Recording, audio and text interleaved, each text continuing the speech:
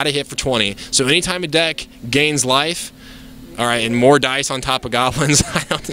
Okay, so one pile represents summoning sickness goblins. Yes. And it looks like Sean is going to take it, and he is down. I got to catch up here. He is down to 12. Oh, because he took 2 more damage from impact trimmers. I think.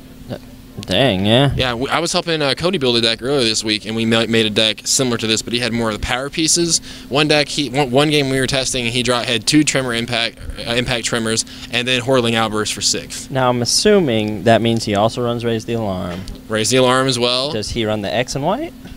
Yes. Instant? Secure the waste. Okay. And sideboard tech, he's got like Elspeth, Brimmiz, more tokens, stuff like that. So it's a cool deck, dude. He mainboards commons and uncommons and sideboards. But you know what? That's how it's supposed to be played. All right, so it looks like trades are going to go off here. Sean's board is empty. Oh, he's got a Monastery Swift Spear. But no damage coming in on Chance side. So pretty much now, Chance is just going to try to eat away with these impact trimmers. The ground is going to shake. He's going to let the base drop. We're going to see Hordeling Outburst here for 3 more damage. I like this situation. 1, 2, 3. Okay, so he's taking 1 off that pain land. Womp womp, drop the base, Hordeling Outburst. This is tight because Chance doesn't even have to swing. Yeah. He can just throw this fodder in front of whatever Sean throws at him and just slowly kill him. Yeah, and icing on the cake for Chance would be to see like his own Stoke the Flames or something like that. Stoke the Flames. Oh, so he is down to 7. Man. Things are not looking good for Sean. He better have an answer in hand. That's the thing is like, Artarka Red sideboard tech. He does have access to Destructive Revelry. I always trip over that word, but that is the 1 green, 1 red, destroy target artifact or enchantment. They take 3 damage. Yes. So you can damn well expect that Sean is gonna, if he hasn't already, that he'll sideboard in game 3. That is assuming Sean loses this match. Sean boarded in like Searing Blood. I don't know. I don't know if that's part of the package. I mean, anger seems counterproductive to what he wants to do. Anger would definitely be counterproductive. He did. We're getting a thumbs up over there. He heard us. Circle of Flame. Circle of Flame. Let's talk about Circle we've talked Flame. about, Sean's talked about countermeasures to token decks like this. Circle of Flame, Scouring Sands. Circle of Flame is Zergo. so good. All right, I'm gonna bring Zergo up real quick. The Bell Striker? Yeah, Bell Striker. Zergo, the Goblin Guide. No, Zergo. No, Sean splashes white and black to play the Helm Smasher. So creatures. So Zergo Bell Striker cannot block creatures with power 2 or greater, and he also has dash. That's irrelevant. He's a 2/2 body. At this point, he is gonna block because. We saw 2 more. Oh, Raise the Alarms came in on the instep. Oh my. Is this gonna do it? God. I don't know what he just dropped. Oh, creatures can't block. What card was that? Shut up. A Magmatic Chasm to seal the deal. Wow, that's... Creatures without flying can't block this turn. So now you know. Now you know. That's kind of interesting. I've never seen that card. No, it's seen play, man. Really? Yeah. I guess to be fair, I haven't really looked at the meta lately. I mean, I haven't looked at meta since prior to this Zen was filling the list. Prior to this, what you would see for similar effects, let's just take a step back a year, when you had Gruul aggro running around with like Domri Raid and all that. Instead of this card, you saw Gruul Charm. Yes. Creatures, can't Wasn't block. there a creature that had that built in? Like when a creature entered, target creature couldn't block this turn? Wasn't that being run in red? Goblin Shortcutter or yeah, something like it was a goblin. Of course it was a goblin. Why wouldn't it be a freaking goblin? You also had Madcap skills back then, too. Goblin Bed Shitter. Yeah, Goblin Bed Sheet Trimmer. Goblin Rock Sniffer. Yeah, Goblin Butthead. It's just Goblin Butthead. That's just it, Come on. Real highbrow humor going. So while we wait for our guys to sideboard here, let's give a quick shout out. My name is Robbie Votad. Joining me on mic, Mr. Ryan Benbrook, owner of Pew Pew Carding Games. As much as we love you guys watching tonight, we'd love to have you guys come out and play F&M. We're almost 3 years into having the store around, and Friday Night Magic, I mean, if you're looking for a place to learn the game or level up your game or something, we kind of have all tiers of skill up here. We've got guys who've been playing the game since '94 who have the dual lands and Time Walk Firewalks in their collection, and we got guys that literally started last week. So if you are somewhere in the neighborhood and you've been kind of nervous about going out to an FNM because you don't want to get made fun of for a homebrew that you've got or something, not only will we welcome you with open arms, we can also say, hey, maybe you want to try to go this angle with it, make your deck better.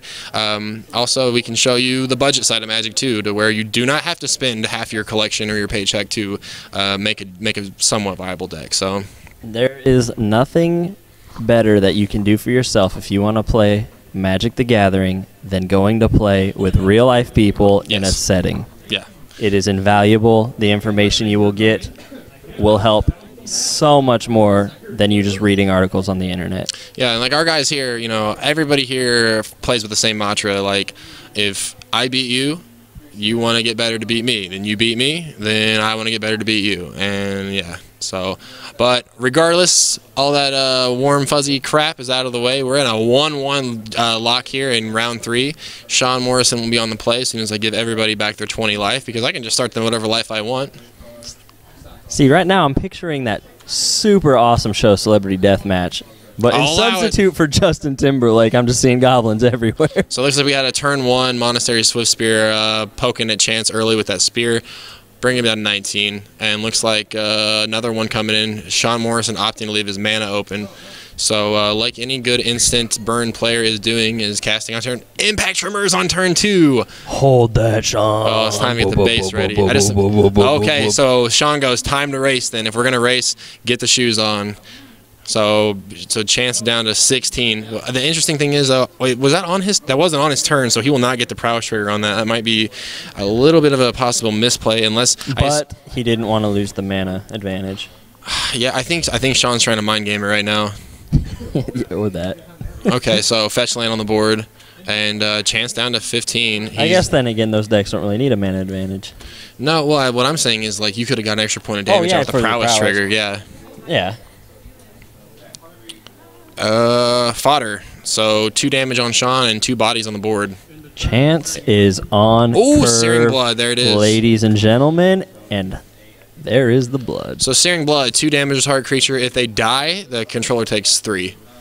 He's at 13?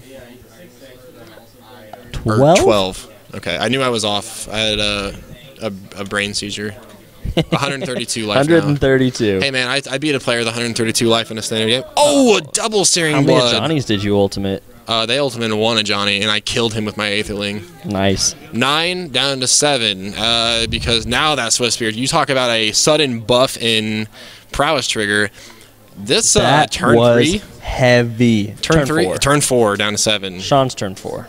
Yeah, Sean feeling good right now. Yo, what are we talking about? Searing Blood earlier? Yeah, well, he gave us a thumbs up. He did definitely hear that we had mentioned his sideboard tech. Now, there are some mono red, and the thing is some of these mono red decks actually mainboard Searing Blood. It's kind of their Bile Blight, But you know what? Why not? You know how many things are being run right now that don't have the toughness to survive that? Hey, man, I tried Searing Blood and Burn Legacy for a brief moment because. I mean, also, shoot a Bob off the board and take 3. What about just set up a trap here? Swing in, they block, their toughness goes down to 2. Oh, yeah. Then blood them. Then, you know? Yeah. Boop. Boop. Well, Boop. All right, so, dash. Yo. Sean down to 16. Oh, he took a damage. No, wait, more than that? Well, yeah, because he took damage from the entering. And he fetched. Or did he not fetch? No, he didn't fetch. Oh, okay, from entering. Yeah, you're right. Here we go, end of turn. Nope, okay, passed off. Goblin Rabblemaster. So again, when we move to combat phase, we bring in a free goblin. Let's be real right now. If Chance doesn't have an answer for Rabble, it's done. Unless he's got like 2 token generators in hand and... Yeah, he really needs like a Whirling Outburst right now, or signal the... To raise the alarm. The Waste, or whatever card that is. What is that? Fortify the... Secure the Waste? Secure the Waste, yeah. 3 mana in. Arc Lightning, gonna... Okay, so... Okay, see, that's that answer. Oh, that was a good one. So that's good sideboard tech by Chance as well. So he's going to blow up the Goblin Rabblemaster and deal 1 damage to Sean. Correct. And again, you can split that damage however you want. I am a major advocate of Arc Lightning. You know what I'm a major advocate of? What? Jeremy Yon. Have my No baby? Alias. Mr. No Alias. Mr. Jeremy Yon in the chat hanging out. Yeah, we can do that. We can work out an agreement. You know what's tight? There's a goblin token in the graveyard.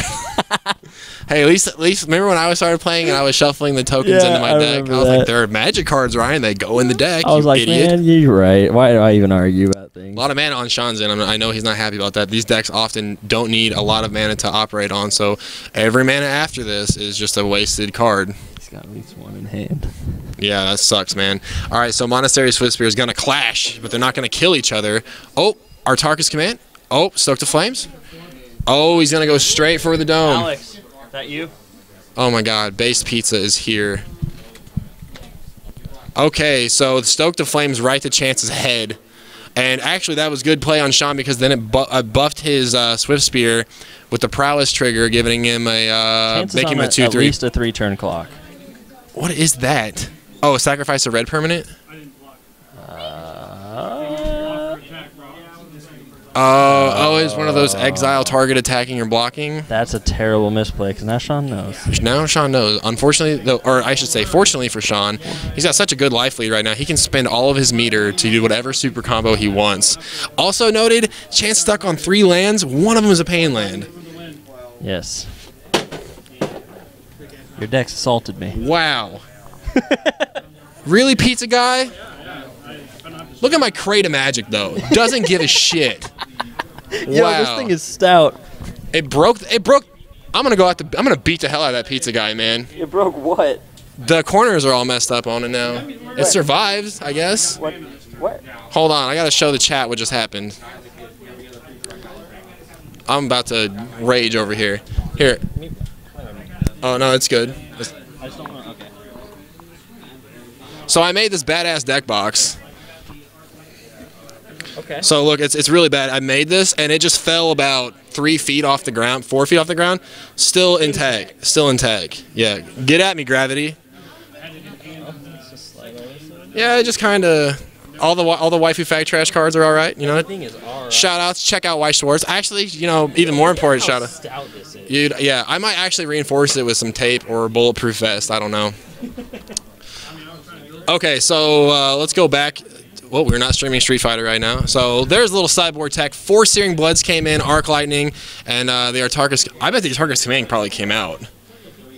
What did I miss? Oh, Sean killed him.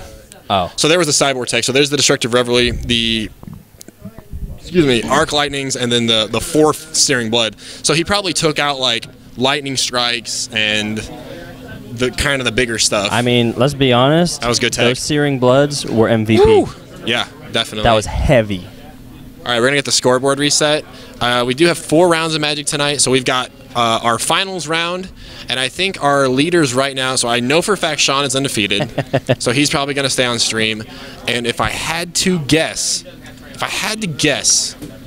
Mr. Aaron Brodzinski will probably be coming back to the table, as I believe he's probably also. Who are we gonna have? Sean and Aaron? Sean and Aaron, I would have to assume, yeah. So that will be Atarka Red and Sidsi. Sultai Control? Whip, pretty much. Okay, yeah, Sultai Whip.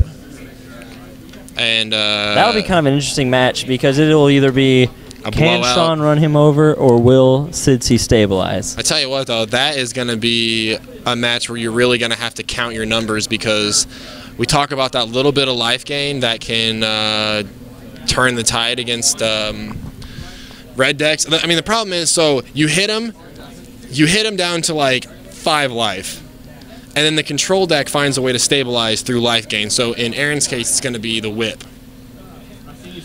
Then he swings back and gains a little bit, and the red deck goes, I'm hitting you, I'm hitting you, I'm hitting you, top deck a land. That is the worst. I'm hitting you, they wipe your board. Now I'm in top deck mode. I go, draw one. Oh, this is a guy with haste. Unfortunately, the Sultai Whip guy, yeah, all my guys are 2/2s, they're all 3/3s, they're all more than that.